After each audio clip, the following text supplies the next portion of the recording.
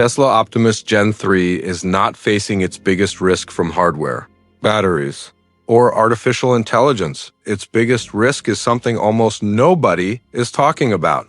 Because the moment this robot causes its first real accident, the question will not be how advanced it is. The question will be, who is legally responsible? And that single question could slow adoption far more than any technical limitation ever could. Today, we are going to break down the hidden liability problem behind Tesla Optimus Gen 3 using real deployment scenarios, legal logic, and economic consequences. This is not a hype video. And this is not an anti-Tesla video. This is the part of the Optimus story that factories, insurers, and lawyers are quietly focused on while everyone else is watching the demos.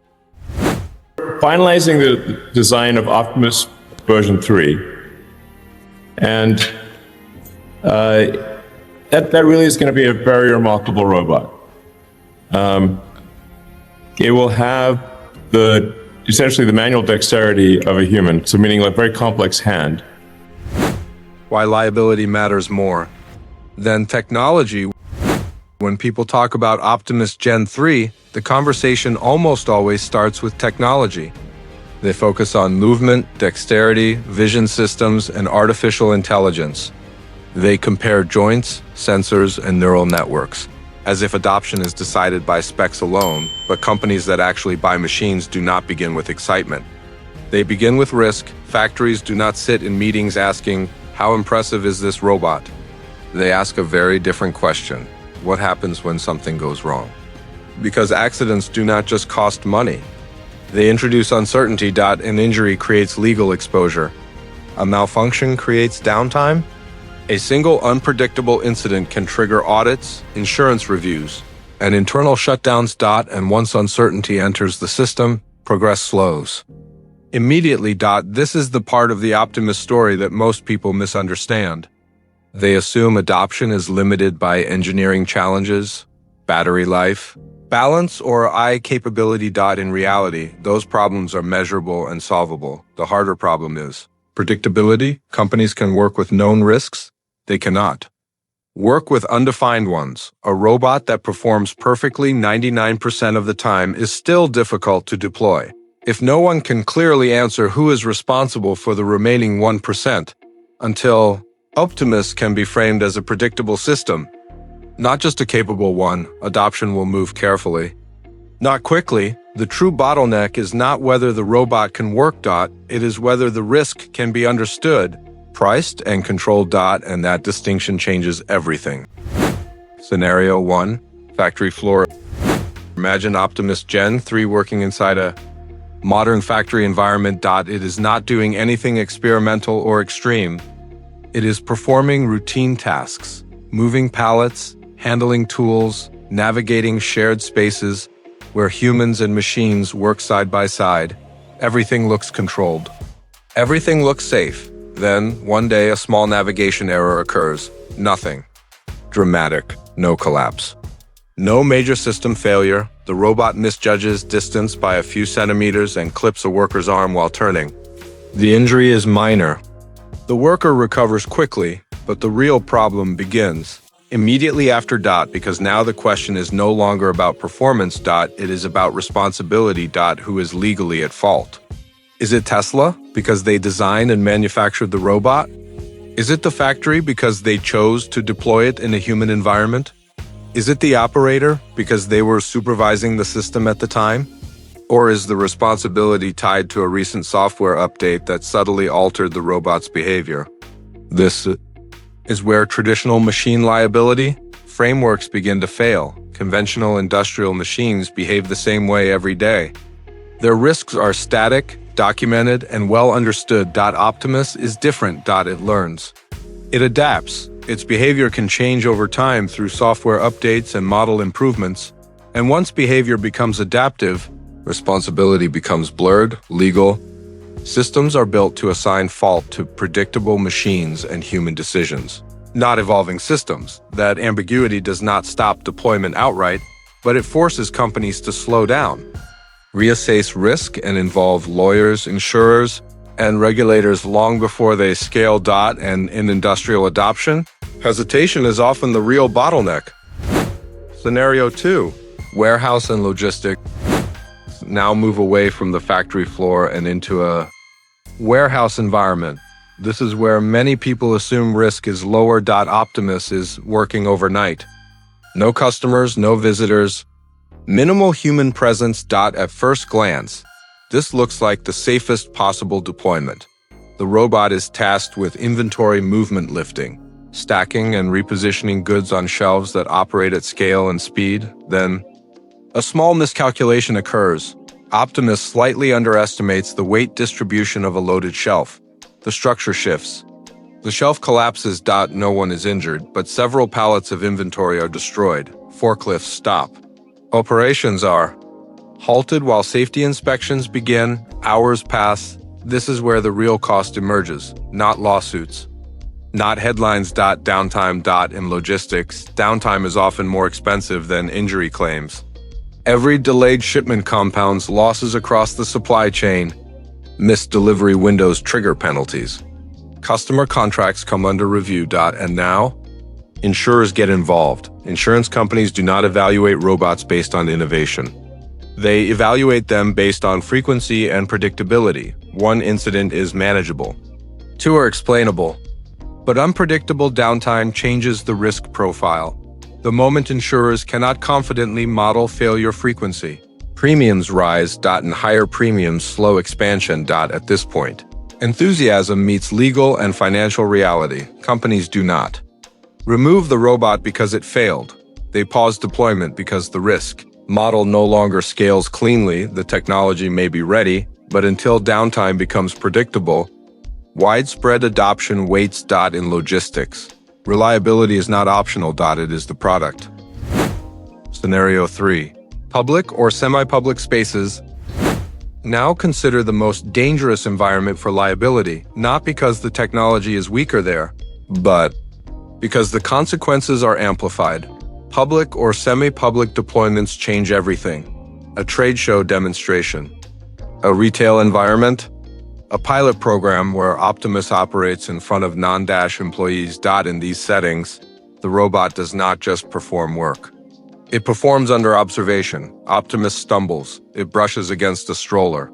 It knocks a phone out of someone's hand. There is no serious injury, no medical emergency, nothing that would normally justify panic, but cameras are everywhere. Within minutes, the clip is online. Short, context-free, and emotionally framed, the narrative spreads faster than any technical explanation ever could. At this point, the issue is no longer about engineering reliability. It becomes reputational risk. Public perception does not wait for investigations. It forms instantly, and once perception hardens, pressure follows. Retail partners become cautious. City officials ask questions. Regulators take notice. Policy discussions begin not because the robot failed, but because the optics demanded a response. This is the critical difference between private and public incidents. A factory accident stays internal. A warehouse issue stays contractual. A public incident becomes symbolic. It shapes how autonomous systems are perceived as a category, not just how Optimus is evaluated as a product. That is why one minor public incident can outweigh 10 controlled factory events, not because it causes more harm, but because it accelerates regulation, slows partnerships, and reshapes the timeline of adoption. In public spaces, perception is not secondary. It is decisive. The liability stack. Let us break down liability clearly, because this is where the Optimus story becomes complicated. With traditional industrial machines, responsibility is relatively simple. A machine performs a fixed function. If something goes wrong, fault can usually be traced to either manufacturing defects or operator misuse. Autonomous robots change that equation. Liability becomes layered. First, there is the manufacturer, Tesla. Tesla designs the hardware, the sensors, and the core software that governs behavior. Second, there is the operator, the company that runs Optimus day to day. They decide where it works, when it works, and how closely it is supervised. Third, there is the integrator, the party responsible for deployment, calibration, and system setup within a specific environment. Fourth, There is the facility itself. Layout design, safety barriers, signage, lighting, and traffic flow all influence how safely the robot operates. And finally, there's software. This is the most destabilizing layer. Optimus does not behave exactly the same way forever. Its behavior can change through updates, retraining, or model improvements. That raises a difficult question. If a robot behaves differently after a software update, who approved that change? Who validated its safety? And who becomes responsible if that change contributes to an incident? This is why procurement teams do not primarily fear accidents. They fear ambiguity. They can ensure known risks. They can price predictable failures. What they struggle with is unclear responsibility across multiple layers. From this point onward, the Optimus challenge stops being an engineering problem. It becomes a legal, contractual, and risk allocation problem, and that distinction determines how fast adoption can truly scale. Why this slows adoption? This is why Optimus adoption will not be linear. It will not move in a smooth upward curve. It will move in cautious steps, 3 forces slow. It down. The first is insurance uncertainty. Before a robot is deployed at scale, insurers must understand how often it fails, how severe incidents can be, and who is financially responsible when something goes wrong. With a system like Optimus, those answers are still evolving.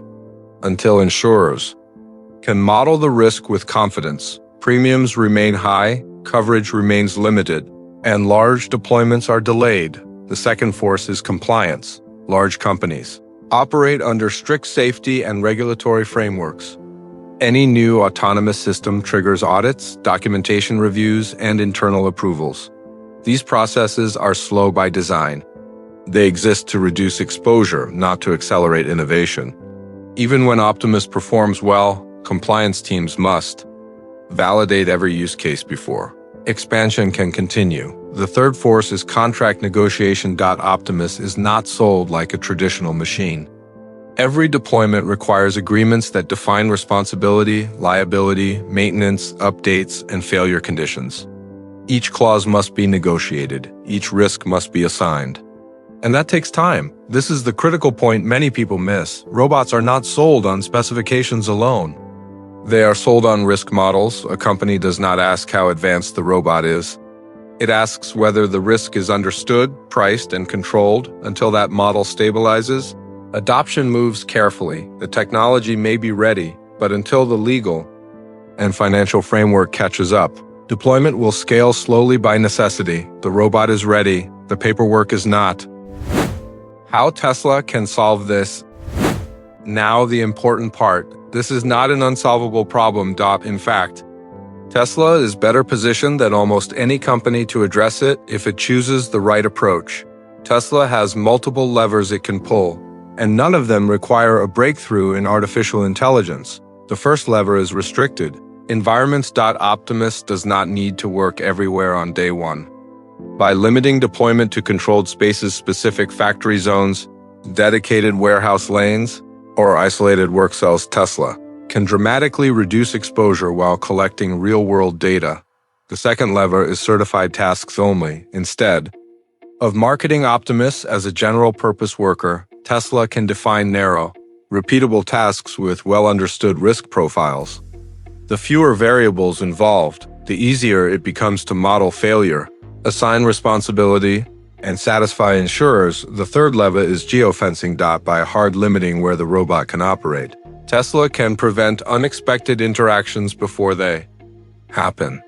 Geofencing transforms Optimus from an open-ended system into a bounded one, and bounded systems are far easier to insure and regulate than there is data. Detailed safety logs, incident tracking, and transparent performance reporting allow Tesla to prove reliability over time. Not through DMOS, but through evidence. Finally, there are clear kill switch and override protocols. When responsibility is shared between human supervisors and autonomous systems, clarity matters more than speed. Most importantly, Tesla can reframe liability itself. Instead of treating risk as a barrier, Tesla can package it as part of the product. Clear rules, defined responsibility, and predictable outcomes. If Tesla controls the risk narrative, Adoption accelerates. And that is why Tesla still holds a structural advantage, not because Optimus is impressive, but because Tesla has the scale, data, and integration control to make liability predictable, and predictability is what turns experimentation into deployment. Finally, Optimus Gen 3 will not ultimately succeed or fail because of how fast it moves, how smoothly it walks, or how advanced its artificial intelligence appears in demonstrations. Those things matter, but they are not decisive. The defining moment for Optimus will be its first real incident, not a staged demo, not a controlled test, but a real-world situation where something goes wrong. That moment will force a shift in the conversation. The focus will move away from capability and toward responsibility, away from innovation and toward accountability. If Tesla handles that moment correctly by responding transparently, assigning responsibility clearly, and demonstrating that the risk was anticipated and controlled, then Optimus adoption could accelerate faster than most people expect, because confidence does not come from perfection.